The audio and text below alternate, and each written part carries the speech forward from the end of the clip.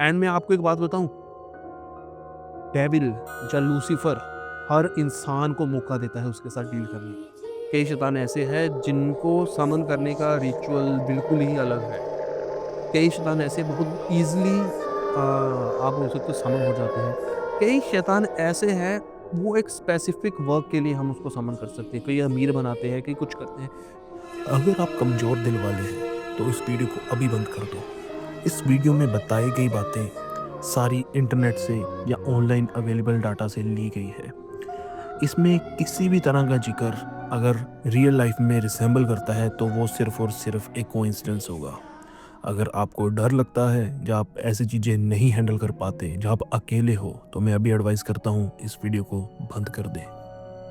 आपने किस्से कहानियों में सुना होगा कि जो डेविल है वो इंसानों के साथ डील करता है। जो लूसीफर है वो इंसानों के साथ डील करता है, और जो लूसीफर है जिसको अभी के टाइम में हम डेविल बोल देते हैं, वो अपने डील का इतना पक्का होता है कि उसको फिर भगवान भी उसका कॉन्ट्रैक्ट नहीं करना पड़ सकता। इस चीज में कितनी सच्चाई है और ये चीजें कितनी काल्पनिक है, इस वीडियो में हम सारे जिक्र करेंगे। देखो, आपको मैं एक बात बताता हूँ, ये जो हम डेविल के साथ डील करते हैं, इसके पीछे कोई ना कोई सच्चाई तो होएगी। क्योंकि सिर्फ क्रिश्चियनिटी नहीं, शैतान इस्लाम में भी आता है। शैतान असुर जो होते हैं हिंदुज़्म में भी आते हैं, जैनिज़्म में भी आते हैं, बुद्धिज़्म में भी आते हैं। हर धर्म में शैतान का ज़िक्र है। देखो, इस वीडियो में मैं कुछ बातें बताने वाला हूँ। आपको 5 ऐसे इंसानों के बारे में बताने वाला हूँ, जिनका हमारे पास रिटन प्रूवन रिकॉर्ड है कि उन्होंने डेविल के साथ डील करी। हिस्ट्री में वैसे काफ़ी सारे लोग हैं। कोडास गिगस के ऊपर मैंने वीडियो डाली थी कुछ साल पहले, है ना? अभी फिर रिन्यू वीडियोस डालेंगे नए अंदाज के साथ उसके ऊपर, कि कैसे भगवान के दूत होते हैं जो पंडित पुजारी, चाहे वो आपके प्रीस्ट हो गए, वो भी सम टाइम्स डेविल के साथ डील कर लेते हैं। देखो, अभी आप कई लोगों के बीच में सोचोगे कि इसमें डेविल का क्या फायदा है ना? हमें तो वो सब कुछ प्रोवाइड कर देगा, बदले में हमारी सोल लेगा मरने के बाद। पहली बात, हमें नहीं पता कि मरने के बाद की दुनिया क्या है। हो सकता है इस दुनिया से लाखों गुना बढ़िया दुनिया हो सकता है। हो सकता है पिच ब्लैक,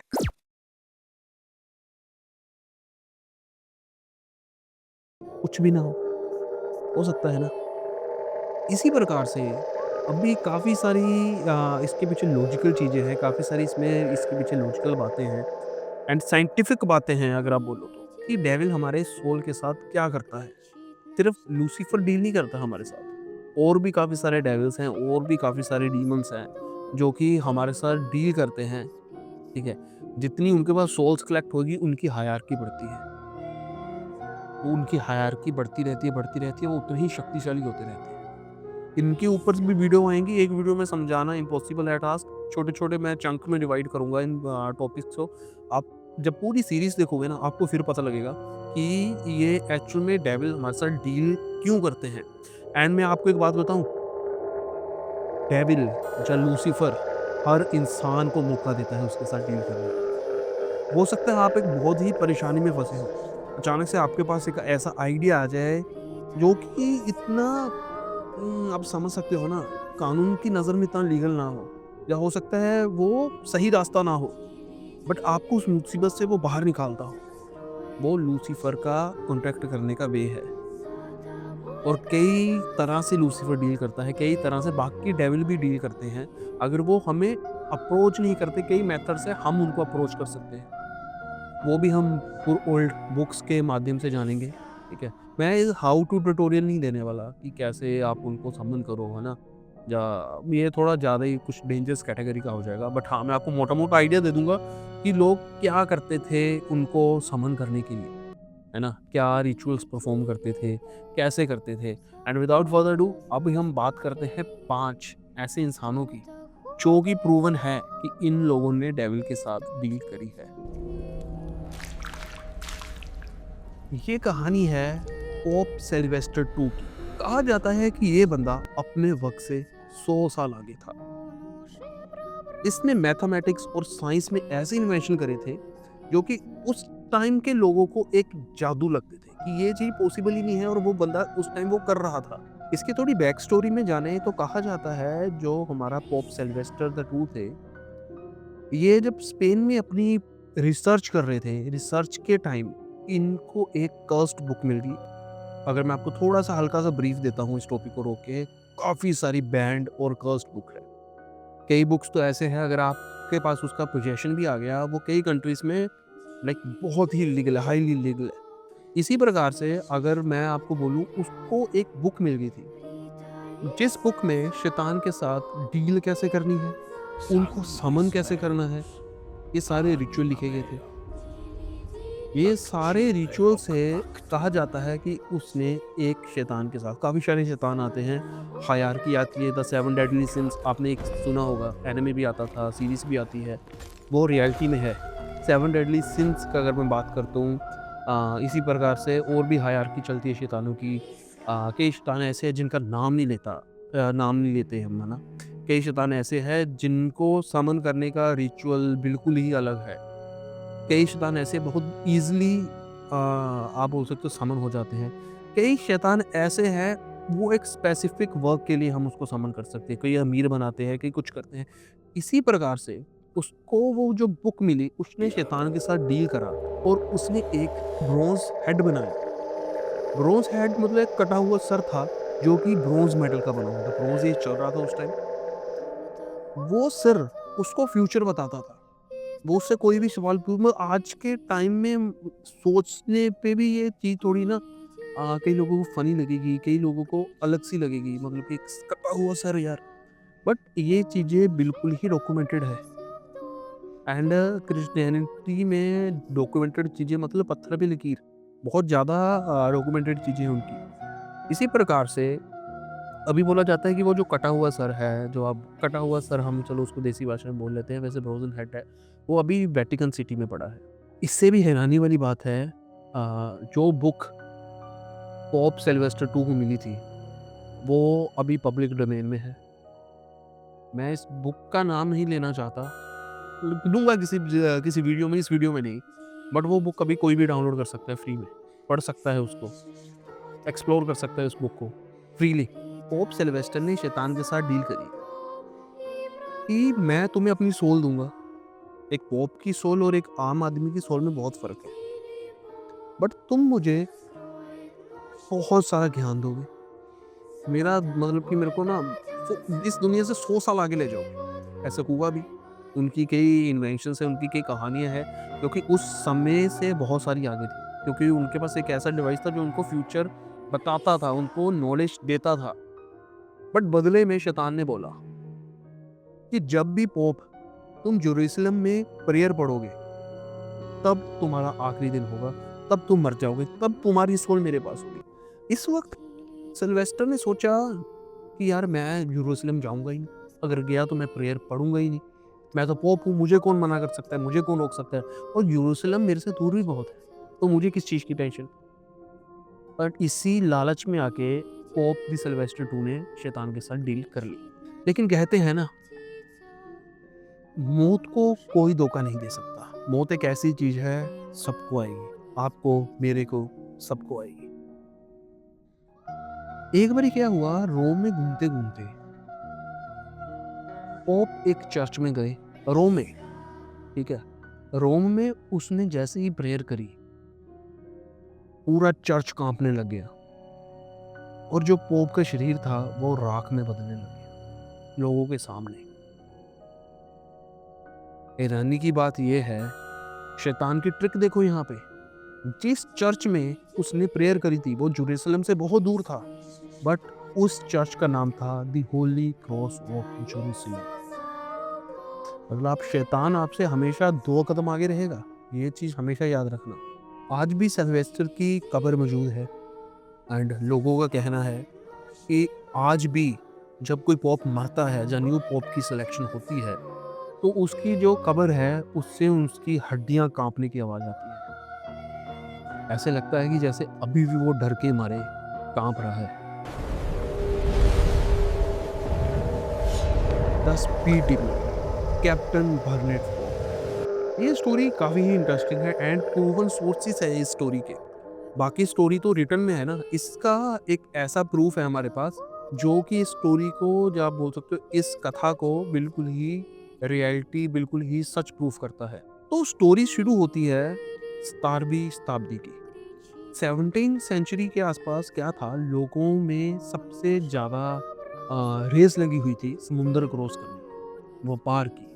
इंडिया भी लगभग इसी टाइम के आसपास ही ईस्ट इंडिया कंपनी इंडिया में घुसी थी। उस टाइम सिर्फ एक झंझट था, स्पीड का। अगर आप नीदरलैंड से इंडोनेशिया जाओ तो पूरे 1 साल का समय लगता था। आज के टाइम में ये सिर्फ और सिर्फ 9 घंटे की फ्लाइट है। उस समय समुद्र के रास्ते 1 साल का समय लगता था। वो भी अगर आप बच जाओ तो। अगर आपको रास्ते में कोई पायरेट्स ना छेड़े, आपको रास्ते में कोई लुटेरे ना मिले, ठीक है? आप समुद्री तूफान में ना फँसो। ये सबको कर-कुर के, लकड़ी के जहाज थे यार उस टाइम, है ना? ये सबसे भी अगर आप बच जाओ, तब भी आपको 1 साल लगता था मिनिमम। लेकिन एक कैप्टन था, बर्नेट फॉक। ये बंदे ने हिस्ट्री बना डाली। वो 1 साल का रास्ता इस बंदे ने 3 महीने में कवर करा। जी हाँ, वो सेम रास्ता इस बंदे ने 3 महीने में कवर करा। उस टाइम की बुक्स में, उस टाइम के जो पेपर वर्क थे, है ना? आप बोल सकते हो ट्रेड इनवॉइसेस थी, उसमें ये प्रूफ हो हुआ है कि इस बंदे ने ये पूरा 1 साल का रास्ता 3 महीने में कवर करा, जो कि उस टाइम के हिसाब से टोटली इम्पॉसिबल है। एंड फिर हुआ क्या, बड़ी इंटरेस्टिंग से किस्से स्टार्ट होने लगे कि ये बंदा क्यों नया रूट निकाला है। बट उस टाइम 17वीं शताब्दी तक लगभग सारी अर्थ मैप आउट हो चुकी थी। अंटार्कटिका को छोड़ के बाकी सारे नक्शे निकल चुके थे। उनको पता था अर्थ का शेप क्या है ना? उनको सारी चीज़ें मैक्सिमम पता लग चुकी थी उस टाइम। क्योंकि ट्रैवल कर रहे थे, इनका एक्सप्लोर कर रहे थे पूरी दुनिया, वो नई-नई जगह ढूँढ चुके थे वो सब कुछ, है ना? उस टाइम क्या था, जैसे समय बीतता रहा कैप्टन फ़ोक बहुत ही फ़ेमस हो गया। कैप्टन फ़ोक जैसे-जैसे फ़ेमस होते रहे, उनको कुछ गड़बड़ लगने लगी। उनकी तबीयत काफ़ी ख़राब होने लग गई। उनके जितने क्रू मेंबर्स थे, वो धीरे-धीरे करके मरने लगे। वो गिल्ट से भर गए। लेकिन कहा जाता है कैप्टन फ़ोक ने एक डील साइन करी थी शैतान के साथ, जिसने क्या करा, उनका लकड़ी का जहाज पूरा लोहे में बदल दिया। लोहे के जहाज अभी आने लगे हैं, अभी नेवी के पास या वैसे कमर्शियल टाइटैनिक हुआ, वो लोहे के बनते हैं।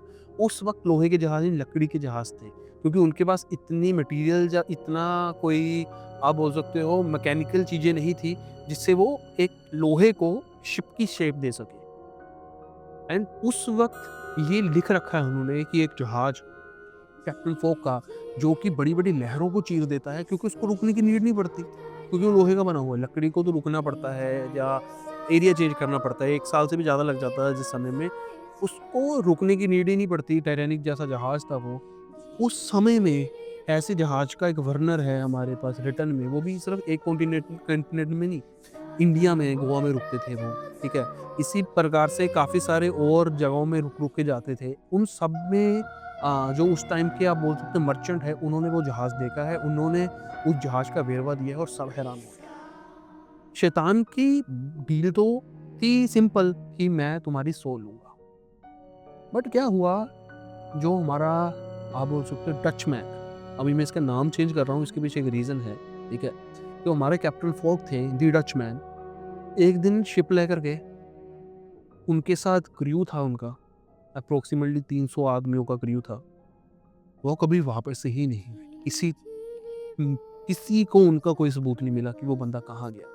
300 आदमी, कोई एक लाश मिलती, कहीं पे कोई शिप का रैकेट मिलता, कहीं तो कुछ तो सबूत मिलता ना, कुछ नहीं मिला, बस एक दिन वो गायब हो गया। इसी से एक आज तक एक काफ़ी फ़ेमस स्टोरी निकलती है, जिसको हम द फ्लाइंग डचमैन बोलते हैं। बोला जाता है जब समुंदर में आप आज भी शिप लेकर जाओ, नीदरलैंड, इंडोनेशिया एंड कई और भी, आप बोल सकते हो इलाके हैं। इन जगहों में आपको एक घोस्ट शिप दिखती है, जो कि ऐसा लगता है बहुत साल पुरानी है, बहुत साल, और उसमें कोई भी नहीं होता, समुंदर बिल्कुल खाली दिखेगी। आप अगर भी जाओगे ना, फ्लाइंग डचमैन की स्टोरी देखोगे यूट्यूब पे या कहीं भी, आपको बहुत सारी वीडियोस मिलेंगी। कहा जाता है द कैप्टन फ़ोक वही शिप को अभी भी ऑपरेट कर रहे हैं। शैतान का जो डील थी, वो सिर्फ़ और सिर्फ़ कैप्टन डचमैन के साथ थी, उस 300 आदमियों को कोई कसूर नहीं था। उसके साथ उनकी शैतान के साथ कोई डील नहीं थी। इस वजह से ही वो घोस्ट शिप बन गई। ऐसे ही ना जो लेजेंडरी स्टोरीज़ हैं कि द फ्लाइंग डचमैन, जिनको पता है उनको पता है, बहुत ही फेमस स्टोरी है। घूम फिर के कैसे हमेशा लूसीफर या शैतान के साथ ही कनेक्ट होती है। कुछ तो रीज़न होगा इसके पीछे। दी पेंटर्स कॉन्ट्रैक्ट, क्रिस्टोफ हेज़मैन। क्रिस्टोफ हेज़मैन की स्टोरी मेरी फेवरेट है, क्योंकि इसकी स्टोरी का प्रूफ आप आज भी म्यूज़ियम्स में देख सकते हो। इसका स्टोरी का प्रूफ आज भी एग्ज़िस्ट करता है, जो कि आप अभी चाहो तो ऑनलाइन या अभी चाहो आप म्यूज़ियम में जाके देख सकते हो। तो बात है 1977 की। पुलिस को एक आदमी मिलता है, बिल्कुल ही तड़पते हुए, काँपते हुए। पहले तो शक पड़ा कि ये एक विच का काम हो सकता है, या इस बंदे पे किसी शैतान का साया है, या किसी ने इस पे जादू टोना करा है। उसकी हालत देख के तो सबको यही लग रहा था। बट हुआ क्या, जब क्रिस्टोफ को होश आया तो उसने कन्फेस करा कि 9 साल पहले जब वो डिप्रेशन का शिकार था, काफ़ी गरीबी में था, उस टाइम उसने एक रिचुअल परफॉर्म करा, जिसने उसने शैतान के साथ एक डील करी और 2 कॉन्ट्रैक्ट साइन करे। एक इंक से और दूसरा खून से। डील ये थी कि 9 साल तक वो दुनिया के मज़े लेगा। उसका डिप्रेशन ख़त्म, उसकी गरीबी ख़त्म, वो जो बनना चाहे वो बनेगा। 9 साल तक वो बिल्कुल ही मज़े लेगा, बट 9 साल के बाद उसकी बॉडी, उसका सोल शैतान का हो जाएगा। और जिस दिन पुलिस ने उसको ढूँढा, वो 9th ईयर का आखिरी हफ्ता चल रहा था। मतलब जो उसकी वो डील थी, उसके सिम्पटम्स उसको स्टार्ट होना शुरू हो गए थे। एंड फिर हुआ क्या, उस वक़्त के काफ़ी प्रीस्ट बुलाए गए। उस टाइम हुआ क्या, 1 हफ्ते का टाइम था, लोगों को एक चैलेंज मिल गया था। उस प्रीस्ट को जब इसने कन्फेस करा, उस प्रीस्ट को बस इस पे दया आ गई बंदे को, और उसने इस पे एक्सोर्सिज्म करने का फैसला किया। उसने कहा कि मैं शैतान का ये कॉन्ट्रैक्ट तोड़ के तुम्हारी जान बचा के रहूँगा। एक्सोर्सिज्म काफ़ी चला, काफ़ी बड़े-बड़े प्रीस्ट, काफ़ी बड़े-बड़े, उसमें आप बोल सकते हो बंदों को इनवाइट करा गया। और बोला जाता है कि आज के टाइम का सबसे बड़ा एक्सोर्सिज्म था ये। मैंने सुना है इसके ऊपर, मैं रेडिट पे पढ़ रहा था, इसके ऊपर एक मूवी भी बन रही है, इस पूरे प्रोसीजर के ऊपर। बोला जाता है कि अभी टाइम का सबसे बड़ा एक्सोर्सिज्म था वो। बहुत सारे प्रीस्ट लगे थे, क्योंकि खुद इस वक़्त छोटे-मोटे शैतान ही खुद द डेविल के साथ पंगा ले रहे थे प्रीस्ट। उसका एक कॉन्ट्रैक्ट, एक लीगल कॉन्ट्रैक्ट, जो कि आप डिवाइन कॉन्ट्रैक्ट बोल सकते हो, उसको ब्रेक करने की कोशिश, इसकी जान बचाने की कोशिश कर सकते हैं। वो भी एक नहीं, 2-2 कॉन्ट्रैक्ट। एक्सोर्सिज्म हो रहा था, क्रिस्टोफ बहुत तड़प रहा था। तड़पते-तड़पते क्या हुआ, उसको होश आया और उसने बोला कि मुझे लूसीफर दिखा, एक ड्रैगन की फ़ॉर्म में। उसके मुँह में एक कॉन्ट्रैक्ट था और मैंने छीन लिया। जैसे ही उसने अपना हाथ ऊपर करा, सारे प्रीस्ट देख के हैरान हो गए, वो कॉन्ट्रैक्ट अभी भी उसके हाथ में था। एंड मज़े की बात, वो कॉन्ट्रैक्ट अभी भी म्यूज़ियम में पड़ा है, वेटिकन सिटी में। और सिर्फ इतना नहीं, जो क्रिस्टोफर को उस टाइम विजन में दिखा था, मतलब कि कैसा शैतान दिखा उसको, क्या-क्या और चीज़ें दिखी एक्सोर्सिज्म के टाइम, उसने उसकी पेंटिंग बनवाई, और वो पेंटिंग आज भी ऑनलाइन अवेलेबल है। आज भी म्यूज़ियम्स में अवेलेबल है। अगर आप उसको देख लोगे, आप बिल्कुल ही तड़प जाओगे पेंटिंग देख के। और ऐसे ही एक कॉन्ट्रैक्ट तो टूट गया था उनका। जो आप बोल सकते हो, एक कॉन्ट्रैक्ट तो उसने, क्रिस्टोफ ने वॉइड कर दिया था।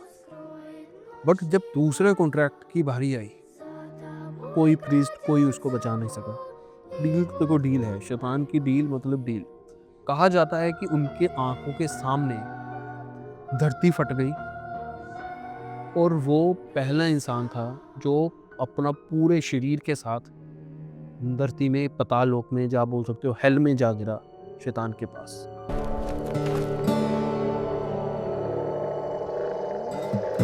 The cross road, Tommy Johnson. Music industry और इल्यूमिनाटी का कनेक्शन तो आप लोगों ने सुना होगा, बट इस सारे सिलसिले की शुरुआत कहाँ से हुई? कहा जाता है कि अगर आपको दुनिया का सबसे फेमस म्यूजिशियन बनना है, तो आपको एक रिचुअल परफॉर्म करना पड़ेगा शैतान के साथ। आपको एक चौराहा ढूंढना है, जहाँ पे मिनिमम 4 रास्ते करते हैं। उस चौराहे पे जाके आपको अपने सारे म्यूजिकल इंस्ट्रूमेंट्स ले जाने हैं। आपको एक रिचुअल परफॉर्म करना है।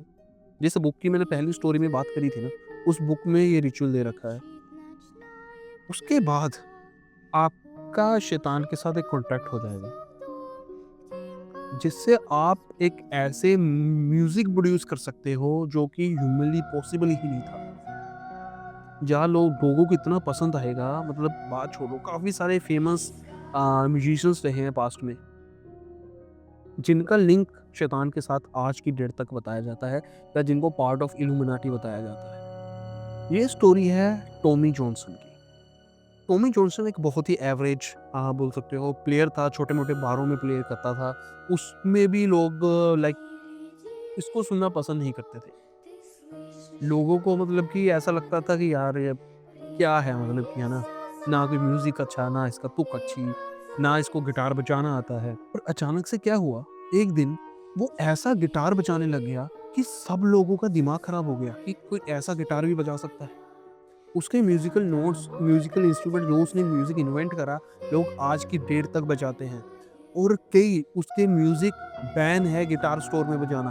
आपने कई वीडियोज़ देखी होगी कि I played a band beat in guitar store. वो बैन क्यों है? वो इतनी खतरनाक है, लोगों की उँगलियों से खून आने लग जाता है। नए गिटार टूट जाते हैं। तो वो बीट, मतलब आप उस धुन को बजाओगे ना, गिटार टूट जाते हैं। उसको सीखने के लिए सालों की प्रैक्टिस चाहिए। और ये एक एवरेज बंदा रातों रात वो गिटार को सीख गया। कैसे? एंड ओल्ड एज के टाइम टॉमी ने ये खुद कबूल कर लिया एंड पूरी दुनिया को बता दिया कि कैसे उसने शैतान के साथ डील करी और ये म्यूजिक को प्रोड्यूस करा। हालांकि टॉमी के मरने के बाद उसके जो रिकॉर्ड से लाखों लाखों के बिके हैं, दुनिया के सबसे महंगा म्यूजिक आज तक बिका है, वो बिका है टॉमी जॉनसन का। आज अभी भी आप जाके यूट्यूब पे रिसर्च कर सकते हो, उसका म्यूज़िक सुन सकते हो, हेडफ़ोन्स लगा के सुनना, मतलब कि आपको हो जाएगा, ये बंदे ने ये म्यूज़िक सोचा तो सोचा कैसे? ऐसा ऐसा म्यूज़िक भी हो सकता है। अभी आप बताओ, डील करने से टॉमी को फ़ेम तो मिल गई, बट क्या ये वर्थ इट था? आज की डेट में टॉमी की सोल ट्रैप्ड है और जब तक ये दुनिया चलेगी, जब तक ये सब कुछ चलेगा, उसके बाद तक भी टॉमी की सोल ट्रैप्ड रहेगी। ये स्टोरी है कि कैसे एक मॉन्क शैतान का गुलाम बना। तो हुआ क्या था, एक टाइम एक राजा था। वो राजा अपनी पत्नी के साथ था अपने कमरे में, अपना पर्सनल टाइम स्पेंड कर रहा था। उसको लगा कि उसको कोई देख रहा है, उसके पर्सनल इंटीमेट मूवमेंट्स को कोई देख रहा है। जैसे ही राजा भाग के बाहर निकला, उसको दूर सिर्फ वो मॉन्क दिखा और कोई नहीं दिखा। राजे ने कोई तहकीकात नहीं करी, कोई कुछ नहीं करी, क्योंकि उस टाइम के राजे काफ़ी, आप बोल सकते हो, डेंजरस हुआ करते थे, क्रूर हुआ करते थे उस टाइम के राजे। एंड उस वक़्त क्या हुआ, राजे ने बिना कुछ सोचे समझे, बिना कुछ तहकीकात करे हुए उस मोह को मौत की सज़ा दे दी। उसकी मौत की सज़ा था कि इसका गला काट दिया जाए आज से 2 दिन बाद। एक दिन निकला, उस मोह गया अपनी जेल सेल में, भगवान की बहुत पूजा करी कि भगवान मेरे को बचा ले, मैंने सारी ज़िंदगी तेरा देना करा है, मैंने सारी ज़िंदगी तेरी पूजा करी है, अभी बस मेरे को बचा ले, मेरे को मौका दे दे। भगवान ने उसकी एक नहीं सुनी। दूसरा दिन आया, वो रोया, गिड़गिड़ाया कि हे भगवान, मैंने सारी ज़िंदगी, मैंने हर पल, हर साँस में तेरा नाम लिया है, मेरे को बचा ले, तेरे को पता है मैं बेकसूर हूँ, मैंने कुछ नहीं करा। जिसने ये आरोप करा है वो बाहर घूम रहा है, बट मैं इसकी सज़ा क्यों काट रहा हूँ? मैंने ऐसा क्या गलती करा है कि कल को मेरा गर्दन काट देंगे वो? एंड इवेंचुअली वो दिन आ गया। भगवान ने उसकी प्रेयर्स को नहीं सुना। हुआ क्या, राजा बैठा है, पूरी आप बोल सकते हो दरबार बैठा है उसका।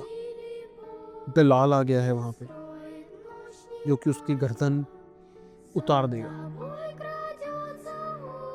जैसे ही वो उसकी गर्दन उतारने वाला था, उसने राजे को बोला, मैं एक मोंक हूँ, मैंने ये नहीं करा, बट मैं तुमसे एक डील करने को तैयार हूँ। अगर तुम मुझे जिंदा छोड़ दोगे, मैं तुम्हें दुनिया की एक ऐसी किताब लिख के दूंगा जिसमें पूरी दुनिया का ज्ञान होगा। राजा हंसने लग गया कि ऐसी किताब लिखते लिखते तुम तो बूढ़े हो जाओगे, फिर तुम्हें मेरे को सजा देने का, तुम्हें मारने का क्या फायदा होगा? फिर तो तुम अपनी ज़िंदगी जी लोगे सारी। तब मोंक ने बोला, वो किताब मैं सिर्फ़ और सिर्फ़ आपको एक रात में लिखने दूँगा। आज नहीं मारा आप मेरे को कल मार देना, आपका क्या जाएगा? बट अगर आपको मैंने किताब दे दी, आपको दुनिया का ज्ञान मिल जाएगा, पूरी दुनिया का ज्ञान मिल जाएगा।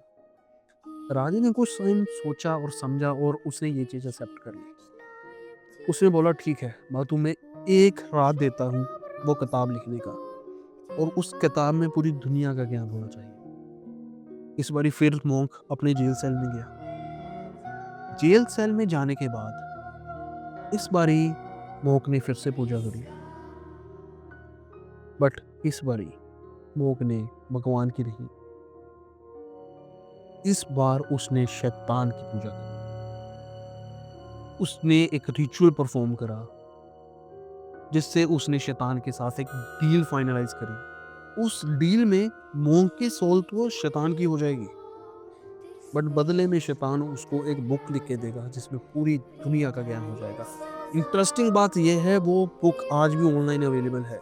वो बुक अगर आप डाउनलोड करना चाहते हो, इजीली डाउनलोड कर सकते हो। मेरे इंस्टाग्राम पे मेरे को डीएम करो, नीचे लिंक है डिस्क्रिप्शन में, मैं आपको वो लिंक भेज देता हूँ। वो बुक में पूरी दुनिया का ज्ञान है, बाइबल का, स्टोरीज है उसमें, शैतान का ज्ञान है, उसमें हेल के बारे में बता रखा है, डेविल्स के बारे में बता रखा है, रिचुअल्स बता रखे, उसमें दुनिया भर की चीज़ें बता रखी हैं। और वो इंटरेस्टिंग बात पता क्या है? पता कैसे लगता है कि ये स्टोरी बिल्कुल ही सच है? अगर आप कुछ लिख रहे हो, फॉर एग्ज़ाम्पल मैं आपको बोलता हूँ 100 पेजेज़ का कुछ लिख के दो, है ना? स्टार्टिंग में आपकी इवन हैंडराइटिंग गंदी है ना, एंड में जाते-जाते पेन का शेड चेंज होगा, पेन की इंक खत्म हो रही है, ज़्यादा हो रही है। इवन आप अगर इंक से लिख रहे हो या किसी चीज़ से भी लिख रहे हो, उसका थोड़ा-फुल्का शेड भी चेंज होगा। आपकी हैंडराइटिंग भी अच्छी होएगी, आपको टाइम भी लगेगा लिखने में, है ना? गलतियाँ भी होएगी। बट जो वो बुक है, दुनिया की सबसे बड़ी बुक है, उस बुक का नाम है कोडास लीगस। लैटिन में जिसका मतलब है बड़ी बुक। कोडास लीगस में असली डेविल की फ़ोटो है, असली डेविल की। फ़ोटोज़ भी हैं उसमें, सब कुछ है, और इंटरेस्टिंग बात ये है, स्टार्टिंग के फर्स्ट वर्ड से लेके आखिरी वर्ड तक हैंडराइटिंग डिट्टो सेम। एक मिलीमीटर का भी फ़र्क नहीं है, ठीक है? एक ही पेन से या एक ही आप बोल सकते हो इंक से लिखी गई है, जो कि उस समय में पॉसिबल नहीं थी। जो कि इस चीज़ को दर्शाता है ये एक ही बंदे ने लिखी है। बहुत ज़्यादा हाई पॉसिबिलिटी है एक ही बार में लिखी गई। सोचने की बात तो ये थी, इन लोगों ने, ये सब लोग थे जिन्होंने शैतान के साथ डील करी, और भी बहुत सारे लोग हैं, बट ये फेमस स्टोरीज़ थी जो मैं सोचा कि आपके साथ लेकर आना ज़रूरी है। इसमें उन लोगों ने दुनिया में पा तो सब कुछ लिया और सब कुछ खो भी दिया, और एंड में जीत आप बताइए किसकी हुई है? शैतान की या उन लोगों की? अगर आपको मौका मिले शैतान के साथ कोई डील करने का, क्या आप करोगे? क्या आपके लिए वो चीज़ें वर्थ इट होएँगी कि आपको बहुत अमीर अल्ट्रा रिच बना दे? बट इन रियलिटी में आपको एक ऐसी चीज़ बदले में उसको देनी पड़ेगी, आपकी सोल, वो भी आपके मरने के बाद। हमको नहीं पता मरने के बाद क्या है, हो सकता है बिल्कुल ही अंधेरा हो सकता है सब कुछ हो। क्या आप ऐसा रिस्क ले सकते हैं? ऐसी ही इंटरेस्टिंग स्टोरीज़ देखने के लिए मेरे को सब्सक्राइब करो, फॉलो करो। मैं ऐसी ही इंटरेस्टिंग स्टोरीज़ लेकर आता रहता हूँ इस चैनल पे। और इस जो आप बोल सकते हो सीरीज़ है, इसको मैं कंटिन्यू रखूँगा, और लूसीफ़र के बारे में, शैतान के बारे में, शैतान की डीलिंग्स के बारे में वीडियोज़ लेकर आऊँगा। हिडन बुक्स हैं, जो बैन बुक्स हैं, उनके बारे में काफ़ी वीडियोज़ लेकर आऊँगा कि उन बुक्स में है क्या?